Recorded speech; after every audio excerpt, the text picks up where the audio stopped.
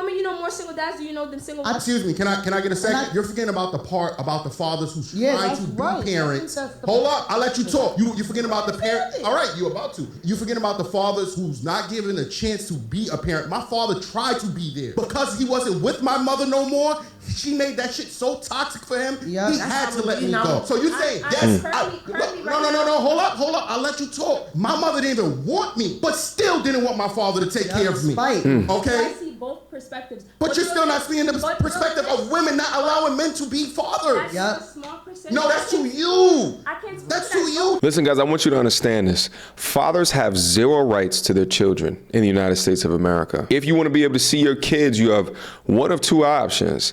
Either A, have the blessings from the mother, or B, go through the court system. And the percentage of success going down both those routes is wholly incumbent on the positive relationship that you have with the mother. If the relationship isn't good, or if she wants you back, she can use the child as leverage to get back at you. Even if you go through the historically biased family court system, all she has to do is just act like you're a violent man, as if you're an abusive person. Irrespective of how loving and caring that you are to the children, she has that right to be able to do that. She's gonna get what you want because she's gonna make your life a living hell. She'll also get what she wants because she's working on maximizing her child support. Meanwhile, the judges in the state get what they want as per Title IV.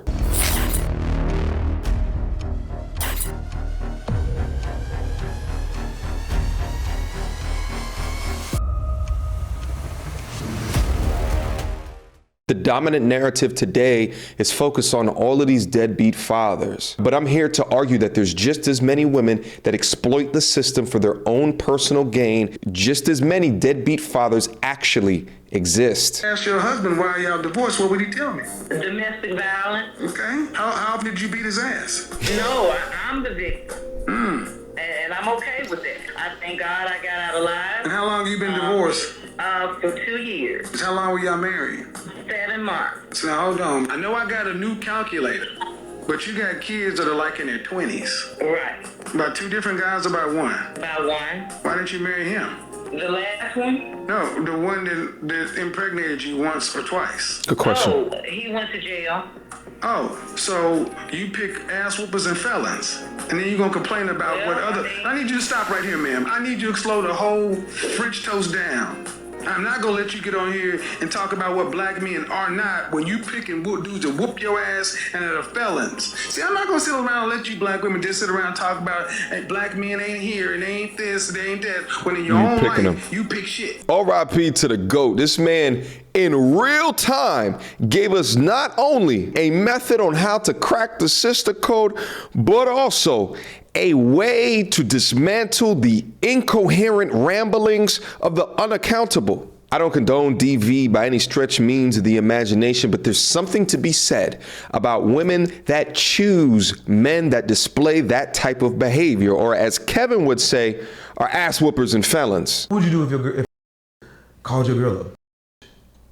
Your girl look at you, you look at your girl, you look at him. What you doing? What you doing in that moment? You just fire on the you know what I'm saying? Like, and it's like, what do? You gotta, it's not, I'm not saying that's wrong, because in certain situations you gonna have to, but you gotta survey the situation. I mean, you know what I'm saying? Like, after you punch a nigga, like, you gotta punch a nigga so hard that he go to sleep. And then you gotta check this nigga to see if he got any weapons on him. Like, that's what you need to be doing. And don't get the f***ing dodge. Don't let this fuck you is for real, because now it's like, you gotta opt for real. Now you gotta always watch your back because you done punched out, you done beat up, now his pride hurt. He gonna have to get some get back for that. He gonna be looking for you. So any time, it's on site. Conversations like this are so important because many of us have faced similar situations as to this one. And the thing is that if you get them wrong, the outcome may be lethal. The brother on screen alluded to that there was a time and a particular place. Now, let's just take, for example, that I wanted to fight 100% of the people that's on the internet that speak particularly ill about me or my name. See, if I was a reactionary person, I might go to bat and go to tea with these particular people, but that's not what I practice in. I practice in a spirit of discernment. I practice in a spirit of understanding what is most valuable for me. I respond as opposed to react, and my response is that the majority of these people are just unhappy. And what I find is that very unhappy people project their own insecurities onto other people that they deem as better in order to bring them down, and ideally so far down that it's beneath them. And the reason is because they'll feel better about themselves because they don't want to do their work to be better. Now, would it make sense for me or be valuable for me to go back and forth with these unhappy people? No, there's no value in that. And although the example, the point of reference that I'm using is, internet stuff, use it in reality as well, especially when it comes to these physical altercations, because you need a process to understand what is happening in real time outside of the obnoxious or the disrespectful shit that someone is saying to you or your girl. What is actually happening in their mind? Because understanding that may make you less mad at the person or the situation and actually make you pity them. And the cousin of pity is indifference. Being indifferent to these situations where these low barometer, abyss level thinking people try to bring you down into their existence is the appropriate response. But also understand that just because I'm teaching you the psychology to respond effectively or maturely, that does not mean you shouldn't be training your body each and every day to be as hard as what you possibly can in the event that you need to use it. But remember, gentlemen, you win 100% of the fights that you never get into. And if you're with a woman that expects you to buck up and fight for her in a situation like this brother's explaining right here, trust and believe, that's the wrong woman. Hey guys.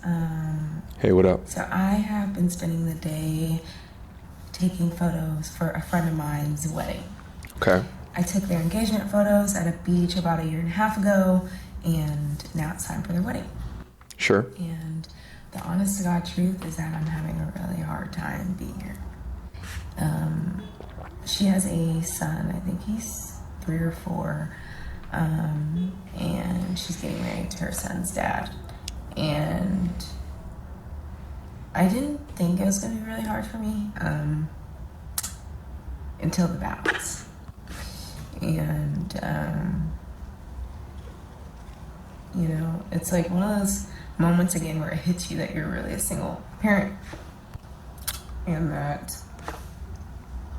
your kid's parent decided that you weren't good enough, and so they decided to leave.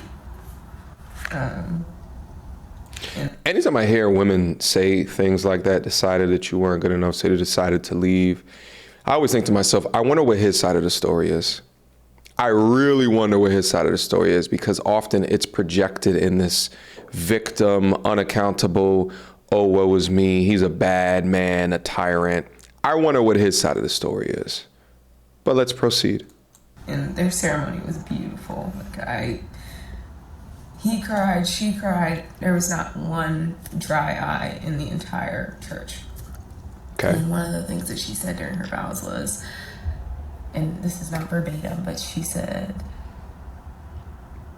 one of the first promises, and maybe it was the first promise you ever made me, was to always be here for me and our son. And ever since you made that promise, every promise since has been kept. And I just lost it behind the camera. I lost it because I wish that was me. And this happened. So she's insinuating that the person who left her made a promise, but he inevitably broke it. That's what I'm hearing from this. Let's proceed. And for her, it's really hard for me.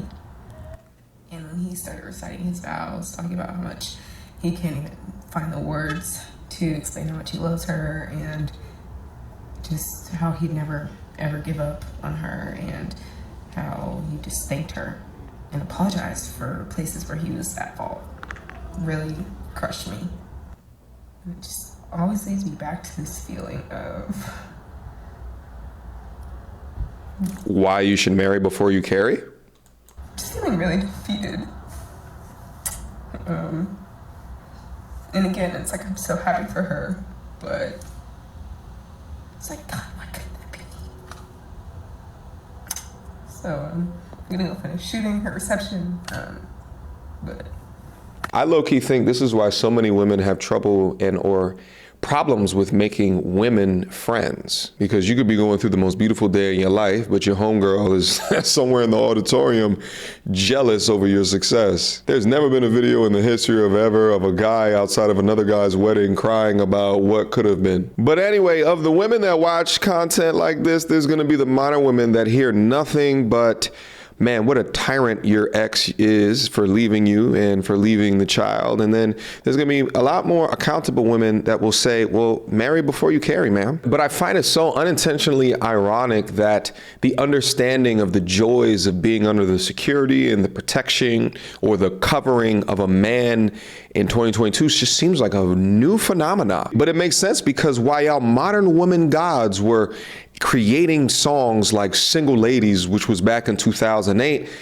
Beyonce was busy getting married that same year, appropriating this feeling of I don't need no man or I can do it all alone, but meanwhile was being your exact opposite.